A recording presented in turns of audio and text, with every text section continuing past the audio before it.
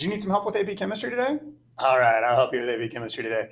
So we have a lab data. You should have already tried the calculations. Don't let this be a chemistry appreciation thing where you're like, hey, look at what Mr. Fred can do.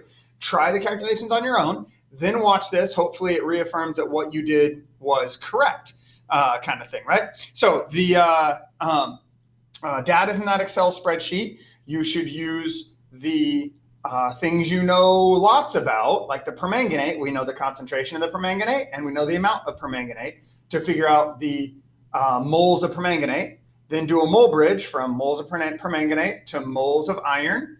And then from moles of iron and volume of iron solution, you can then figure out the concentration of iron. So if you were unable to do that, go back and try and do that now. That's really the same thing that the pre-lab questions walked you through. We just need to do those calculations now for our stuff on the normal data that we got. I don't have that data in front of me, so I'm going to pause this and figure it out and write it on the board. So we have our data right here. Through the magic of cinema, it just poofed there in like 1 millisecond. But then we have our reaction. This is the purple permanganate going to colorless permanganate, and this is the invisible Fe plus 2 going to Fe plus 3. This is actually one of the ones that we already balanced when we were first learning redox balancing. But in case you don't remember how that worked, or we're struggling with balancing your redox one, I'll do this real quick. So you'd have 4 H2Os here, which then gives you 8 H pluses over here. This guy's already balanced, so we would need 1 electron over here to balance, and we would need 5 electrons over here to balance, because this is a +7 to a +2, so that's 5 electrons. So we need to multiply this guy by 5. So 5 of those and 5 of those makes 5 of those. That one just gets multiplied by 1. So the electrons cancel out, and you have 8 H pluses and 5 Fe plus 2s and a permanganate. So what we really need from this is our mole bridge. And our mole bridge is 5 irons for every 1 permanganate, right? So if you used equal amounts volume-wise, you'd still, this must be 5 times more concentrated kind of thing, right? When we go to balance that. You can see here, right? This is why I did acid catalyzed, right? When I added the sulfuric acid, that was so that we had acid in order to make it react. In the very first titration I did, I actually grabbed my beaker of the stuff that I was pipetting out of instead of my flask and started and it right away went pink. And I was like, I got confused and I deleted that video. So it looks like I know what I'm doing sometimes. Anyway, we've got a 5 to 1 mole bridge, which is something we're going to need when I go to do my calculations. You can, in general, do those one of 2 ways. Since I have the same 15 milliliters of Fe plus 3 every time, I could average my volumes first and then do the stoichiometry. I'm going to go ahead and do the stoichiometry first, but you could average them and just do the stoichiometry one time if you wanted to. But we'll go ahead and change this to liters. So it's 0.01908 liters, right? Should move your decimal point 3 places. Times for every 1 liter, it's 0.020 molar. Our permanganate that I used, I made 0.02 molar permanganate. So that's going to give us our moles of permanganate.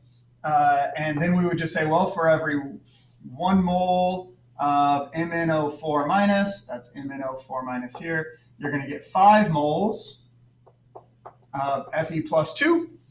So when we do that, 0.01908 times 0.02 times 5 is going to give us 0.0019. Really, I probably have about 3 sig figs in this solution when I made it. I only wrote 2 there, but I probably have 3, maybe only 2 on that. I don't remember specifically when I made that. But anyway, we'll go ahead and keep 2 sig figs. That's that many moles of Fe plus 2. So then if I take that 0.0019 moles of Fe plus 2, divide that by the volume, which was 15 milliliters. That'll give me my concentration of Fe plus 2, which is 0.127 molar. When I would record my final concentration, I would round it to 2 sig figs. But since we're going to want an average, I'd go ahead and keep an extra digit through my calculations. as I'm doing that so that I'm not adding in extra error as we do that, right? So that would be how we do that calculation. Anytime I'm doing a titration, right, like acid base or whatever, I should have one that I know two things about, either a mass and a molar mass or a volume and a concentration, and that can get me to moles. Then I should be able to figure out a mole bridge. And then either you're trying to figure out a volume or a concentration or whatever, so let your units kind of guide what you're doing there. Last couple of things here. Let's see. Post-lab questions. Why was it carried out in an acidic environment? Oh, I erased the equation.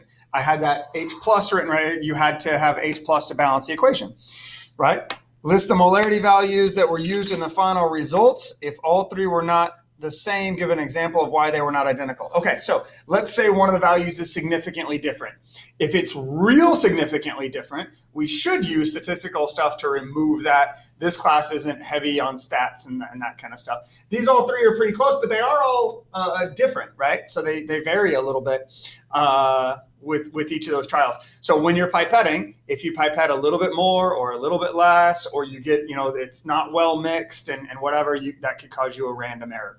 Let's talk about a specific error. Let's say you got too much iron. If you got too much iron solution, right? Let's say you got 20 milliliters instead of 15, but you accidentally got 20 milliliters, right? So whenever you're doing an error propagation, you want to be able to think through that whole process. So if you got too much iron, but still wrote down that you got 15 milliliters, if you got 20, but then you calculated 20, who cares? But if you got 20, but only said it was 15, it's not going to affect this, but it will affect the volume of permanganate that you add. So this all of a sudden is going to be like 25 milliliters instead. So if this is more, then that's going to make this value more. That's going to make, or that wouldn't make this value more. That'd make this value more, which would make this value more. So you would have more moles of iron, because you do have more moles of iron, but you would still divide it by only 15 here. So it would artificially increase your concentration of iron. You would think your iron was more concentrated than it actually was, right? On the other hand, let's say another error is your permanganate. Let's say when you were rinsing out your burette, you had a bunch of water you left in there. Right? So an extreme example of that is, let's say you left it half filled with water. If you left it half filled with water, instead of this being 0.02, it would only be 0.01, right? So you used whatever volume you used, but you'd be calculating times 0.02, but it would only be 0.01. So it would have taken a lot more volume of that to do that.